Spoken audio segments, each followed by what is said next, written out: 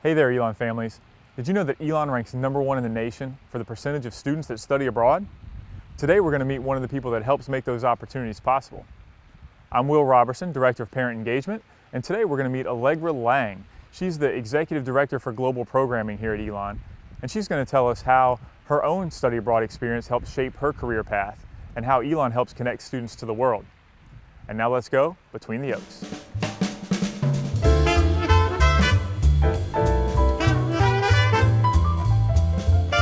All right, and we're pleased to be joined this afternoon by Allegra Laing, the Executive Director for Global Programming here at Elon. Allegra, thanks so much for joining us. Thank you for having me. Absolutely. So you've been here for 10 years now at Elon, since 2016. So I want to start with your Elon origin story. So how did you make your way to Elon? Yes. Well, it's actually interesting because I've heard of Elon's study abroad program probably since 2007, 2008, when I was working at an institution in Washington. I think at that time, Elon had recently achieved #1 status in study abroad. Happened to get a position in North Carolina at another institution, and I didn't realize till I got here that Elon was located in central North Carolina. So I actually kept that information in my back pocket. And in 2015, I was ready to make a career move and to look at a university that really excelled in study abroad. And lo and behold, a position opened up at Elon, and I applied. And I was lucky enough to secure a position. They were very, very gracious because I missed my in-person interview twice. So once there was a snowstorm, second time I had pneumonia, but they rescheduled it for me. And we had, I think I had a really good on-campus interview, and now I landed here. Awesome.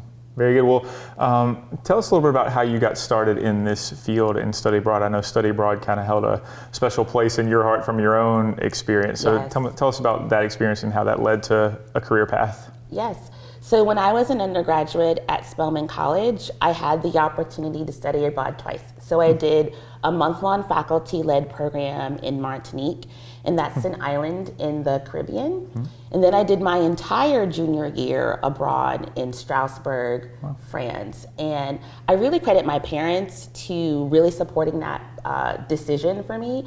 I happen to have rheumatoid arthritis. I've had it since the age of 10.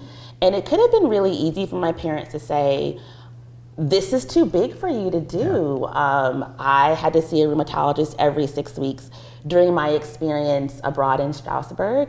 I was on a variety of medication, but I really credit my parents for helping me walk through what it was like with insurance, for example, and working with my doctors. They really believed that I should have access to the experience despite having a disability. And I had an amazing time there. It really opened my eyes up to what the world looked like outside of my hometown, outside of the US. But it really also gave me the knowledge that not every student had the opportunity to go.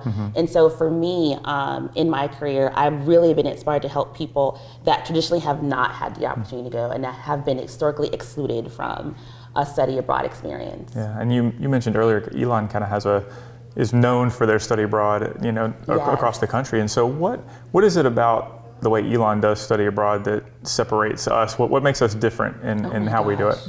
There's so many things, but I think one thing is the level of support that study abroad really gets, really from the president to the provost to the deans, to our student life department, all across campus. We have pretty much a unified mission that study abroad is significant and it holds an important role in a student's journey.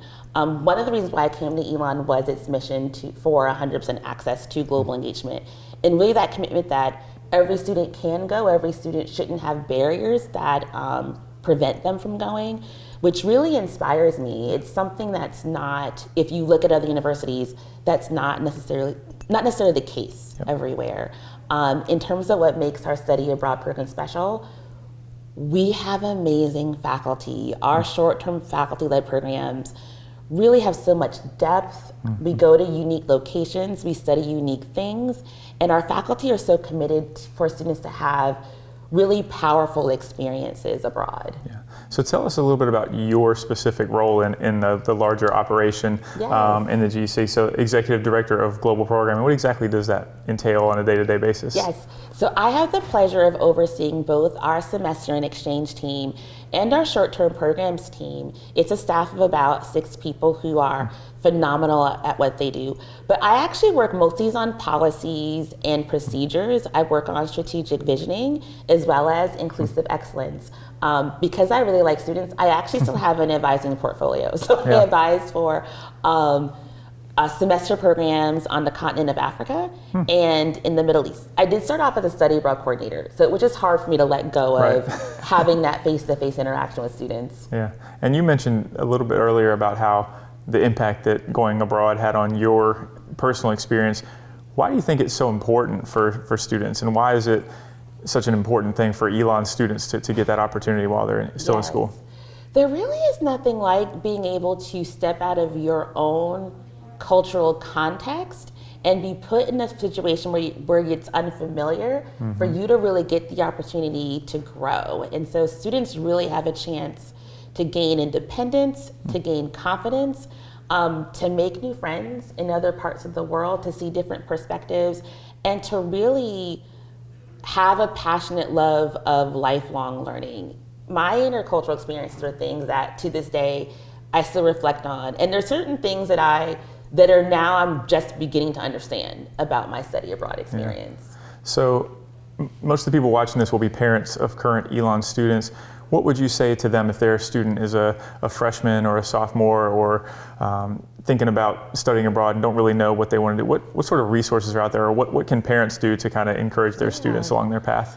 I would encourage parents to help their students develop their 4-year plan. So planning really is the key. And so knowing how your classes will work really helps students and families to determine when the best semester is to study abroad. I also would encourage parents to let their students drive and own the process. This is their chance to really get some real world skills in terms of what it means to research, what it means to apply for a passport, what it means to apply for a visa, because eventually we'll all have adult paperwork to do. But you can really see your students shine with them owning the experience, doing the research, having them come and present it back to you. There's so much learning that can happen there that's really hard to replicate in a classroom. Yeah, and on a personal level, for you, you're a lifelong learner, it seems, and going back to currently to studying to get your Doctor of Education degree. Yes. So tell us a little bit about that experience and what you're studying specifically. So I'm studying educational leadership at the University of North Carolina, Wilmington. It's been a really powerful experience, one because that institution also incorporates global learning into their program.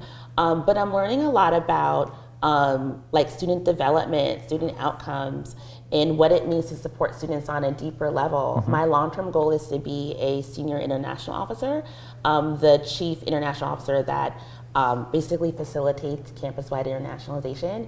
And for me right now, my degree is really helping to look at how we can deepen that experience here at Elon. Very good, very good. I know that's quite an undertaking. So, Thank you. And you're almost done, right? Or getting close? Ideally a year left. Getting closer. Getting closer. Very good. Well, one thing we always like to close up with is some recommendations. So for the parents who come to visit their students, students always want to get off campus, whether that's to get something to eat or do something, an activity or something like that. So as somebody who's lived in the area for a while, what would you recommend to parents to do with their students while they're here? Oh my gosh. So I love the Root. Like if you're looking for like a restaurant choice. And just right across the street? Yes. Yeah. I love Simply Thai. It's amazing. But a really wonderful experience if you have not made it to the International Civil Rights Center and Museum in Greensboro. That is an award-winning civil rights center. And so take a trip down to Greensboro. It's right in downtown. You will learn a lot of local history that also is national history. Wow, that's a good recommendation. Very good. You got it both. You got the food and the event. Very good. Well, so if there's parents out there that want to get in touch with you or somebody else in the Global Education Center, what's the best avenue for them to do that? So we do have our website as well as our email address. It's at global@elon.edu. .edu. We also have a Facebook page as well as Instagram. Okay, very good. So lots of resources out there for parents and families looking to assist their students. Very good. Well, Allegra, thank you so much for your time. We really appreciate it. Thank It's you. good to get to know you a little better and learn more about the options here in the Global Education Center. And for those of you at home, thank you for taking the time to join us, and we'll look forward to seeing you next time on Between the Oaks.